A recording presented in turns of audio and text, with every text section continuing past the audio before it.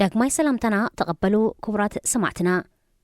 ካብ ዝቐፂሉ ብዓወት ኣረጋይ ዝዳሎ ኣፍሪቃ ኣብ ሶም ሙዚቃ ቀርበልኩም ሰናይ ምክትታል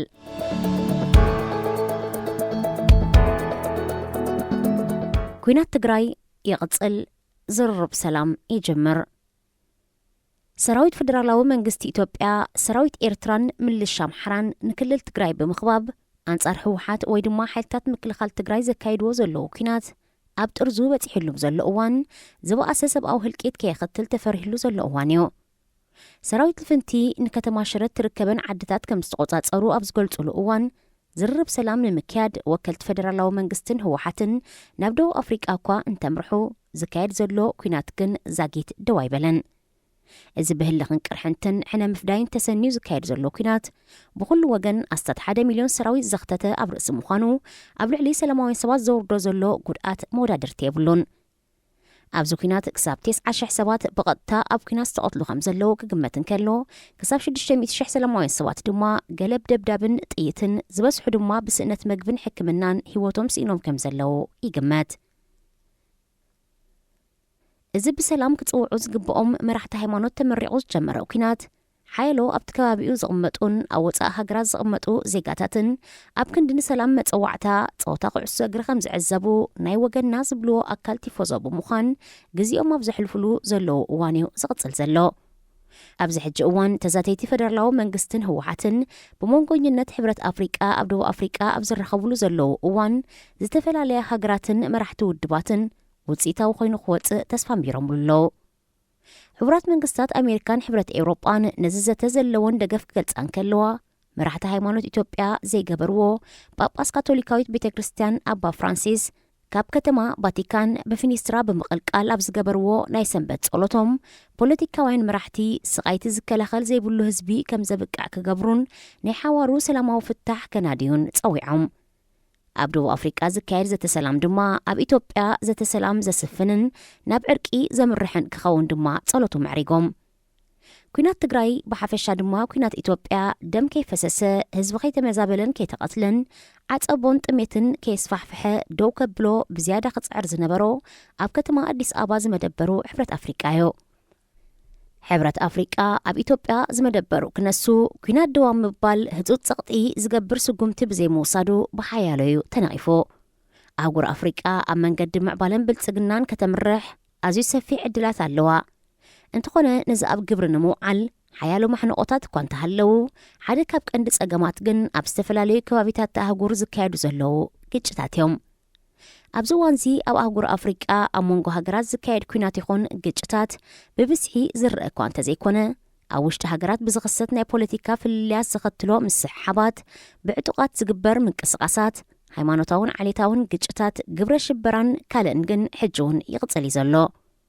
ሕብረት ኣፍሪቃ ኣብ ኢትዮጵያ እናሃለወ ኣብ ኢትዮጵያ ዘጋጥም ግጭታትን ኩናትን ደው ከብል ዘይከኣለ ኣብ ካልእ ክፋልቲ ኣህጉር ዝግበር ካልእ ጸገማት ከኣሊ ከመይ ኢሉ ይኽእል ዝብል ሕቶታት ናይ ዘልዕሉ ሰባት ቁፅሪ ውሕድ ኣይኮነን ኢትዮጵያ ቀዲማ ብሰሜን ኣብ ኩናት ብረታዊ ቃልስን ናጽነት ኤርትራ ኩናት ምስ ተጋድሎ ወያነ ሓርነት ትግራይ ብምብራቕ ምስ ሶማል ኣብ ኦጋዴን ቀፂላ ኣብ ኩናት ዶብ ኤርትራን ኢትዮጵያን ሕጂ ድማ ዳግማዊ ኩናት ሓድሕድ ምስ ህወሓት ከምኡውን ግጭታት ቤንሻንጉልን ጋምቤላን ምስ ሱዳን ድማ ኣብ ምፍጣጥ ትርከብ ሕብረት ኣፍሪቃ እዚ ሕጂ ኣብ ደቡብ ኣፍሪቃ ጀሚርዎ ዘሎ ዘተሰላም ብዲፕሎማሲ ይኹን ብጸቕጢ ናብ መደምደምታ ኸብጽሖ እንተዘይክኢሉ ኣብቲ ኩናት ተወሳኺ መቕዘፍቲ ነቲ ውድብ ድማ ብቕዓቱ መመመይ ክኸውን እዩ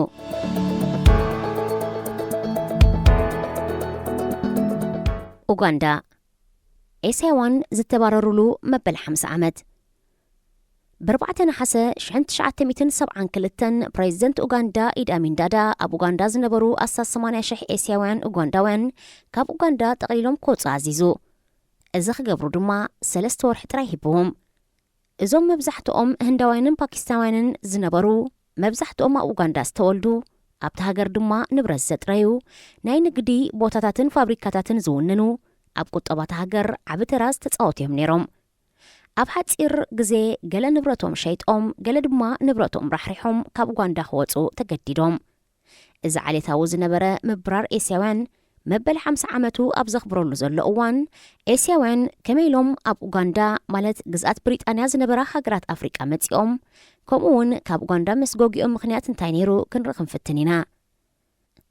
ብሪጣንያ ካብ 1800ታት ኣብ ዝተፈላለየ ከባቢታት ኣፍሪቃ ንኣሽቱ ዘይወግዓውያን ግዝኣታት ነይሮማ። ኣብ 1985 ኤውሮጳውያን ሃገራት ንኣፍሪቃ ክመቓቕልኣ ኣብ ከተማ በርሊን ጀርመን ድሕሪ ዝገበረኦ ስምምዕ ግን ካብ ሰሜን ክሳብ ደቡብ ኣፍሪቃ ካብ ግብፂ፣ ሱዳን፣ ኡጋንዳ፣ ኬንያ፣ ታንዛንያ ክሳብ ደቡብ ኣፍሪቃ ኣብ ምዕራብ ኣፍሪቃ ናይጀርያ፣ ጋና፣ ጋምቢያ፣ ሰራሊዮን ከምኡውን ሓያሎ ደሴታት ክትገዝእ ጀሚራ። ብሪጣንያ ብተወሳኺ ካብ 1857 ኣትሒዛ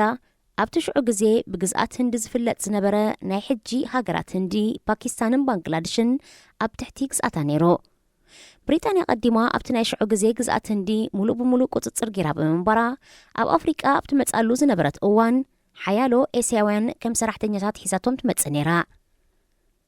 ብሪጣንያ ናብ ኣፍሪቃ ተምጽኦም ዝነበረት ኤስያውያን ከም ሰራሕተኛታት ገዛ፣ ሕርሻ፣ ምስራሕ ጽርግያን መንገዲ ባቡርን ህንፃን ተለኣኣኽቲ ኣብያተ ጽሕፈት ኣብ ቀዳማይን ካልኣይን ኩናት ዓለም ድማ ከም ወተሃደራት ትጥቀመሎም ነይራ።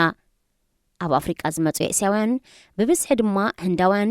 ሕብሪ ቆርበቶም ካብ ኣፍሪቃውያን ብርህ ዝበለ ብምዃኑ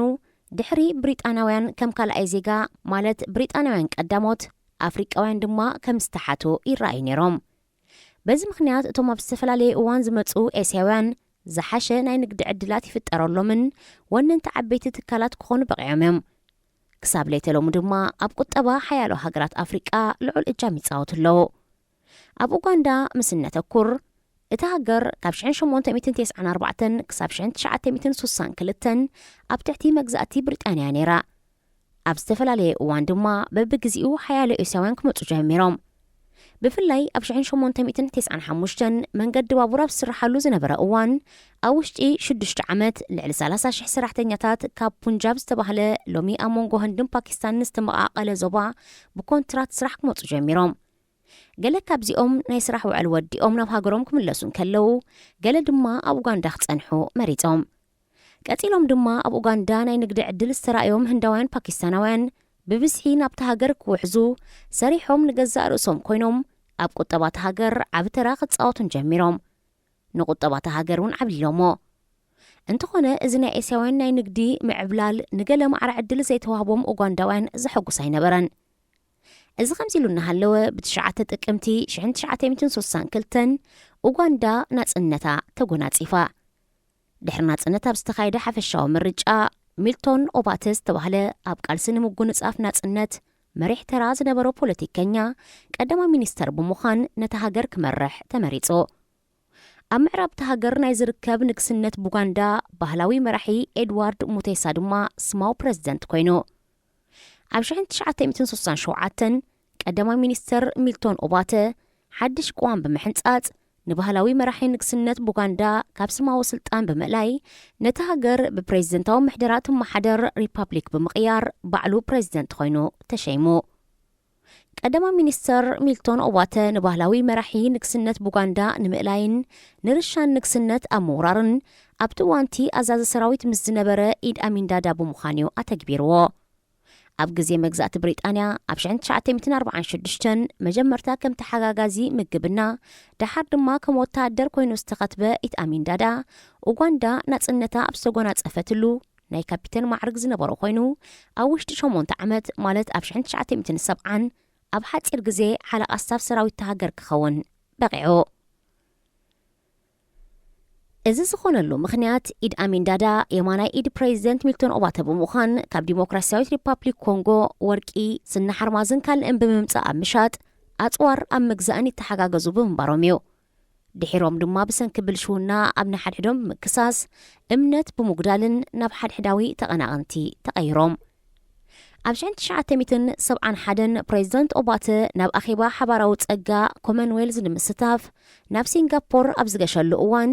ኢድ ኣሚን ዳዳ ኣብ ልዕሊ ወተሃደራዊ ዕልዋ ብምክያድ ስልጣን ጨቢጡ ንገዛእ ርእሱ ፕሬዚደንት ኣዛዚ ሰራዊትን ሓይሊ ኣየርን ሓለቓ ስታፍ ዶክተር ሼክ ናይ ህይወት ሙሉእ ፕሬዚደንት ጀነራል ፊልድ ማርሻልን ካልእ ስልጣንን ንገዛእ ርእሱ እናዓደለ ክሳብ 1979 ኣብ ስልጣን ጸኒሑ። ኢድ አሚን ዳዳ ፕሬዝደንት ኣብ ዝነበረሉ ሲቪላዊ ምሕደራና ወተሃደራዊ ብምቕያር ኩሉ ዓይነት ምሕደራ ብወተሃደራዊ ከም ዝተካእ ገይሩ ደገፍቲ ሚልቶን ኦባተን ዝነበሩ ወተሃደራት ይኹኑ ሲቪል ሰራሕተኛታትን ሰላማውያን ሰባትን በብሓደ ይኹን ብጃምላ ኣጽኒትዎም ቤት ጽሕፈታት ጸጥታ ብምቋም ብምኽኒት ምሕላው ጸጥታ ሃገር ኩሎም ዝተቃወምዎ ኣካላት ሕብረተሰብ ጨውዩ ኣሲሮን ቀቲሉን ጸባሒ ኡጋንዳ ባቸር ኦፍ ኡጋንዳ ዝብል ሳጓ ዝተጠመቐ ኢድ አሚን መራሕቲ ሃይማኖት ጋዜጠኛታት ስነ ጥበባውያን ፈራዶ ጠበቓታት ተማሃሮ ምሁራን ወጻእተኛታት ካብ ብሔሩ ወጻእ ዝኾኑ ካልኦት ብሔራት ኣብ ምጽናት ተዋፊሩ ኣብ ኡጋንዳ ራዕዲ ብምስፋን ድማ ካብ 300 ክሳብ 500 ሽሕ ዝግመቱ ሰባት ከም ዝቐተለ ዝተፈላለያ ማሕበራት ተጣበቕቲ ሰብኣዊ መሰላት ይገልጻ ኡጋንዳ ኣብ ምፍጣጥ ዓሌታዊ ግጭት ኣትያ ቁጠባ ኣወዲቑ ጥሜታን ጸላልዩ ዕጽውቲ ሃገር ኮይና ምንቅስቓስ ሓሳብካ ብነጻ ምግላጽ ናይ ፖለቲካ ሰልፍታት ምቋም ተኸልኪሉ ኢድ አሚን ዳዳ ኣብ ልዕሊ ህዝቢ ኡጋንዳ ከቢድ ዕኖቱ ይውሪዱ ንገለ ካብኡ ንምግላጽ እውን ካብ ኣርእስትና ኣውፅዩና ናብ ኣርእስትና ምስ እንምለስ ከምቲ ኣቐዲሙ ዝተገልጸ ብ4 ነሓሰ 1972 ኢድ አሚን ዳዳ ብምልኦም ኤስያውያን ካብ ሃገር ክወፁ ድሕሪ ምእዛዙ እቶም ኣብቲ ሃገር ዝነበሩ ኣብ ሻቕሎትን ፍርሕን ኣትዮም ገለውን ብደገፍቲ እቲ ፕሬዝደንት ተቐቲሎምን ንብረቶም ተዘሚቱን ኣብቲ እዋንቲ ኤስያውያን ዝበዝሕ ቁጠባ ኡጋንዳ ተቖጻጺሮሞ ብምንባሮም ኢድ አሚን ንምስጓጎም ዝሃቦ ምኽንያት ኤስያውያን ንቁጠባ ኡጋንዳ ከም ደም መጽዮሞ ካልእ ኡጋንዳዊ ኸይረብሕ ብሽርሒ ንዕኦም ጥራይ ቢሒቶም ጅሆ ሒዞሞ ብብልሽውና ዝተቖማጡ እዮም ምስ ሕብረተሰብ ኡጋንዳ ኣይተዋሃዱን ዝብል ነይሩ ኢድ አሚን እቲ ኤስያውያን ናይ ምስጓግ ስጉምቲ ካብ ኣምላኽ ዝተዋህቦ ትእዛዝ ከም ዝኾነ ኤስያውያን ንኡጋንዳ ከም ሃገሮም ኣይርእይዋን እዮም ጸብኣ ሓሊብካ ከም እትደርቕላም ሃብትና ክጉሕጉሕዮም ኣብ ዘለዉ ብምባል ድሕሪ ምብራር ኤስያውያን ኡጋንዳውያን ዝለዓለ ናይ ቁጠባ ዕድል ክህልዎም ከም ዝኾነዩ ብተወሳኺ ገሊጹ ኤስያውያን ብፍላይ ድማ ህንዳውያን ከይወፁ ሃገር ኡጋንዳ ካብ መግዛእቲ ዝወፀት ከም ነፃ ሃገር ከም ዘይሓስባ ብምሕባር ካብ ጎደናታት ከተማ ተጸራሪጎም ክወፁ ከም ዘለዎም ሓቢሩ ሓያሎ ካብቶም ኤስያውያን ኣብ ኡጋንዳ ዝተወልዱ ብምንባሮም ካልእ ዝፈልጥዎ ሃገር ኣይነበሮምን ሓያሎ እውን ናይ ኡጋንዳ ዜግነት ተቐበሉ እዮም ነይሮም ሓያሎ ካልኦት ድማ ናይ ብሪጣንያ ከምኡውን ናይ ህንድን ፓኪስታንን ዜግነትን ፓስፖርትን ነይርዎም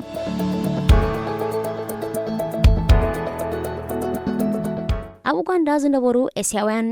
100 ካብ ናይ ዝነበረ ብስ ሕዝቢ ሽፉኑ እኳ እንተነበሩ ዓመታዊ 20 ኣታዊታት ሃገር ሽፉኑ 900 ቀረጻታዊ ውሽጢ ሃገር ዘበርክቱ እዮም ነይሮም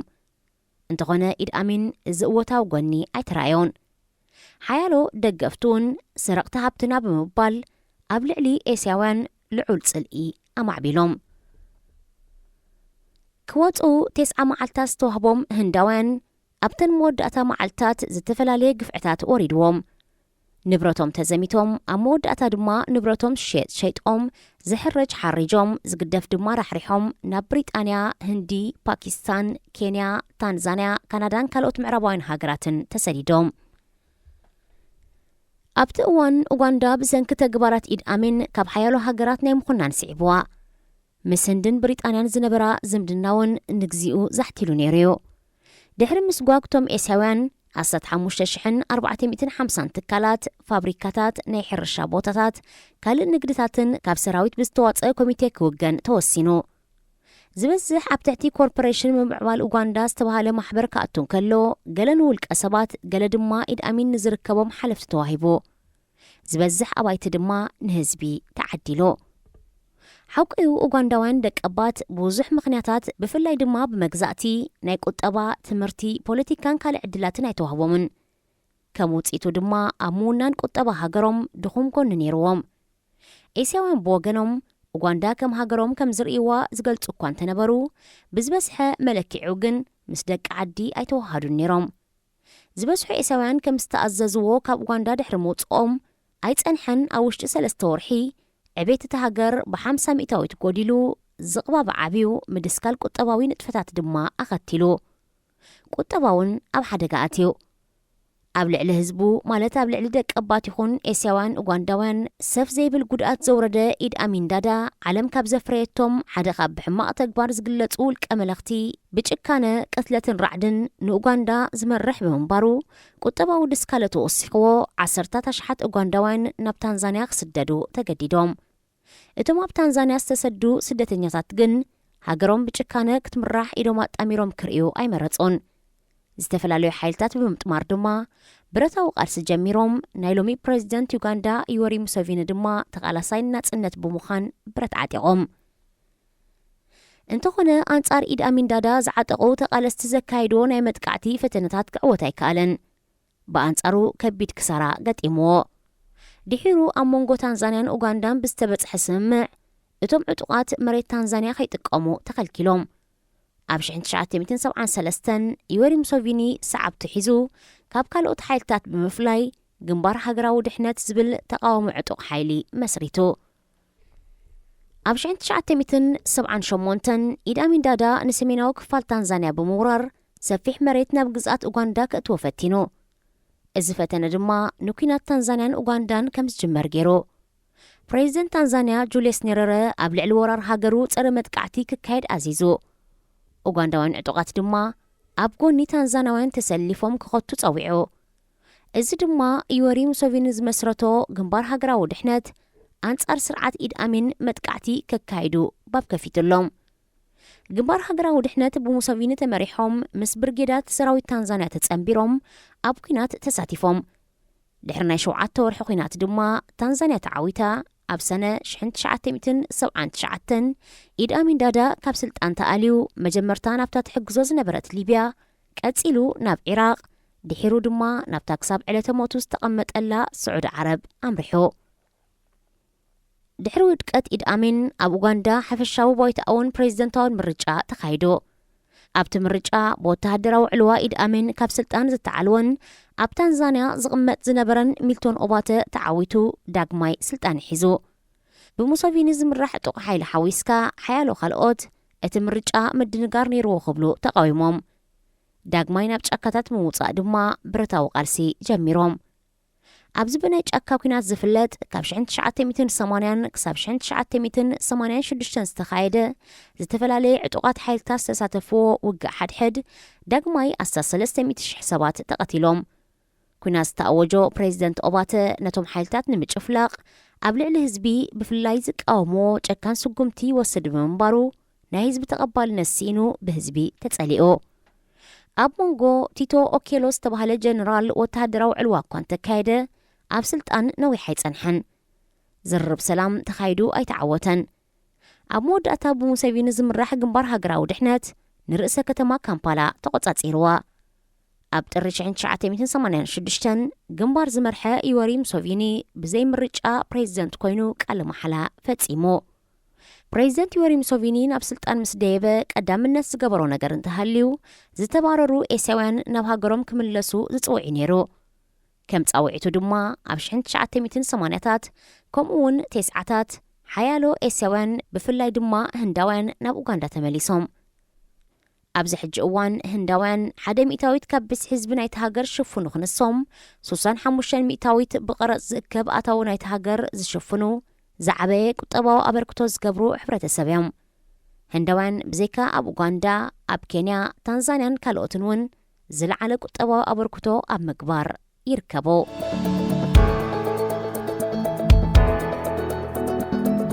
ተወሳኺ ብዛዕባ ኤስያውያን ኣብ ኣፍሪቃ ኸበልዓልና ምዞም ሕብረተሰብ ምትሓዝ ዘለዎ ቀዳማይ ሚኒስተር ብሪጣንያ ኮይኑ ተመሪጹ ዘሎ ሪሺ ሱናክ ገለ ክንብል። ብሪጣንያ ብረፈረንደም ካብ ኤውሮጳዊ ሕብረት ድሕሪ ምፍላያ ብፍላይ ኣብ መዳይ ቁጠባ ከምቲ ዝድለ ኣይጠዓማን። ኩናት ዩክሬን ካብ ዝጅመር ድማ ኣብ ልዕሊ ዝነበረታ ተወሰኸታ ናብራ ነዳድን ፀዓትን ወሲኹ መነባብሮ ኸቢሩ ኣብ ቁጠባ ዝቕባብ ፈጢሩ። ኣቐዲሙ ዝነበረ ቀዳማይ ሚኒስተር ቦሪስ ጆንሰን ብ5 መስከረም ድሕሪ ምውራዱ ንዕኡ ተኪኣ ሊዝ ትሩስ ኣብ ስልጣን ደይባ። እንተኾነ ንሳ ቁጠባ ንምምሕያሽ ዝተኣታተወቶ ናይ ቁጠባ ምቅያር ዝበኣሰ ውፅኢት ብምምዝጋቡን ተቃውሞ ምግጣሙን 44 መዓልታት ጥራይ ኣብ ስልጣን ብምጽናሕ ተኣልያ። ሊስትሩስ ንምትካ ኣባላት ባይቶ ብዝገበርዎም ምርጫ ድማ ረሺ ሱናክ ዝተባህለ ኣብ ታሪክ ብሪጣንያ ናይ መጀመርታ ኤስያዊ ብሪጣንያዊ ቀዳማይ ሚኒስተር ክኸውን ተመሪጹሎ ንሱ ኣባ ሓጎታቱ ናይ ህንድን ፓኪስታንን መበቀሉ ዘለዎም እኳ እንትኾኑ ኣቦን ኣዲኡን ኣብ ኣፍሪቃ ዝተወልዱ ብምዃኖም ግና ናይ ኣፍሪቃ ኣሰር እውን ኣለዎ ኣቦ ረሺ ሱናክ ኣብ ኬንያ ዝተወልደ ክኸውን እንከሎ ኣዲኡ ድማ ኣብ ናይ ቀደም ታንጋኒካ ናይ ሎሚ ታንዛንያ ተወሊዳ ኣባ ሓጎታቱ ድማ ብመግዛእቲ ብሪጣንያ ኣብ ምብራቕ ኣፍሪቃ ክሰርሑ ካብ ፑንጃቢ ናይ ሎሚ ኣብ ህንድን ፓኪስታንን ተመቒሉ ዘሎ ዞባ ዝመፁ እዮም ረሺ ሱናክ ስድርኡ ካብ ምብራቕ ኣፍሪቃ ናብ ብሪጣንያ ድሕሪ ምስዳዶም ኣብ 1980 ኣብ ከተማ ሳውዝሃምፕተን ተወሊዱ በዚ ምኽንያት ወዲ 42 ዓመት ረሺ ሱናክ ህንዳዊ ፓኪስታናዊ ኬንያዊ ታንዛንያዊ ከምኡውን ብሪጣንያዊ ቀዳማይ ሚኒስተር ክኸውን በቂዑሎ ተኸታሊ ሃይማኖት ሂንዱ ዝኾነ ረሺ ሱናክ ናይ ቁጠባ ምሁር ብምዃኑ ኣብ ቁጠባዊ ምምሕዳር ብሪጣንያ ገለ ለውጢ ኸታእታቱ ትፅቢት ዝግበረሉ እኳ እንተኾነ ብውልቁ ግን በዓል ሃብቲ ብምዃኑ ትሑት መነባብሮ ናይ ዘለዎም ዜጋታት ክርዳእ ኣይክእልን እዩ ዝብል ግምት ተዋሂብዎ ኣሎ ቅድሚ ገለ ዓመታት ከም ረሺ ሱናክ ዝኣመሰሉ ሰባት ንብሪጣንያ ክመርሑ ዘይሕሰብ እዩ ነይሩ